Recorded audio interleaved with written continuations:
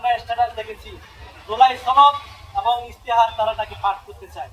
দোলাই সনদ পাঠ করতে চায় তিনি হলো এখন আর ঘোষক নেই, একটি জাতীয় নাগরিক পার্টির সংগঠনের একটি রাজনৈতিক দলের তিনি আহ্বায়ক হিসেবে দায়িত্ব পালন করছেন। তার কোনো ম্যান্ডেট নেই দোলাই সনদ ঘোষণা করার। দোলাই সনদ যদি ঘোষণা করে তাহলে রাষ্ট্রে একটি কেওয়াস শুরু হয়ে যাবে। আমরা অলরেডি দেখেছি সেনাবাহিনী থেকে শুরু করে বিভিন্ন ভাবে একটা পক্ষ হয়ে গিয়েছে, কেউ কারো পক্ষ নিচ্ছে। এভাবে যদি হয় বাংলাদেশ একটি গভীর সংকটের দিকে যাচ্ছে। এই যে তারা যদি 3 আগস্ট ইশতেহার ছাড়া কখনো কোনো বিপ্লব হয় না, ইশতেহার ছাড়া গণ অভ্যুত্থান হয়, সেই ইশতেহারকে ঘোষণা না দেওয়ার কারণে মমিনুল ইহসান ভাইয়ের যদি সেই ইশতেহার যদি ঘোষণা নাও দিত, অন্য কিন্তু ইশতেহার ঘোষণা দিত, তাহলে সেই ওই ইশতেহার অন্তত পালন করা হতো।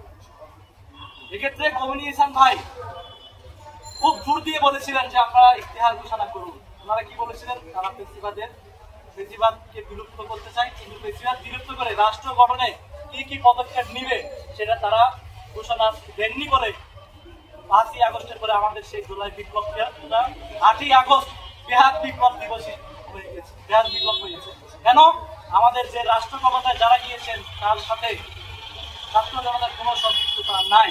ডক্টর মোহাম্মদ ইউনূস আমরা দেখেছি জুন মাসেই উনি একটি বিদেশি সংবাদ মাধ্যমে শেখ হাসিনাকে এক নায়ক স্বৈরাচার এবং বাংলাদেশকে একটি এক নায়কতান্ত্রিক রাষ্ট্র হিসেবে ঘোষণা দিয়েছিলেন। ওনাকেই আমরা শুধু এখানে আর ছাত্র উপদেষ্টাদেরকে আমরা মনে করছি তারাই শুধু বিপ্লবের সাথে সম্পৃক্ত ছিল। ছাত্র উপদেষ্টা যারা আছে প্রজেক্ট করেছেন, এর বাইরে একটাও বিপ্লবের সাথে সম্পৃক্ত ছিল না।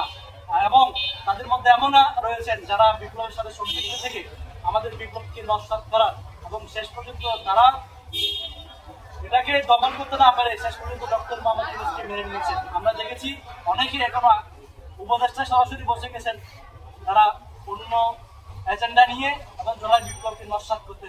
এই জন্য আমরা বারবার তাদের মুখ থেকে দেখেছি তারা আওয়ামী লীগকে নিষিদ্ধ করতে চায় না। অবশেষে সেই জনরোষের মুখে পড়ে তারা আওয়ামী লীগকে নিষিদ্ধ করতে বাধ্য হয়েছে। এছাড়া জুলাই বিপ্লব ইশতেহার দিবস যদি বিপ্লবের ইশতেহার যে এখন বলছে যে রাজনৈতিক ঐক্যমত করে তারা ইশতেহার দিবে, কিন্তু তারা যদি 3 তারিখ যে জনগণের ম্যান্ডেট ছিল তখন তো রাজনৈতিক দলগুলো সেই ইশতেহার মানতে বাধ্য ছিল, তারা নিঃশ্বাস নিতে পারে। আমরা দেখেছি বিএনপির এক সিনিয়র নেতাকে তারা বলেছিল আমরা ছাত্র জনতার কাছে ঋণী আজীবনের জন্য, কান্না করে করে বলেছিলেন, কিন্তু তাদের সেই ভাষা আর এখন যেভাবে তারা ছাত্রদেরকে অ্যাটাক করে কথা বলতে পারে সেই ভাষার আমরা ডিফারেন্স দেখি আকাশ আর পাতালের তফাতের মতো।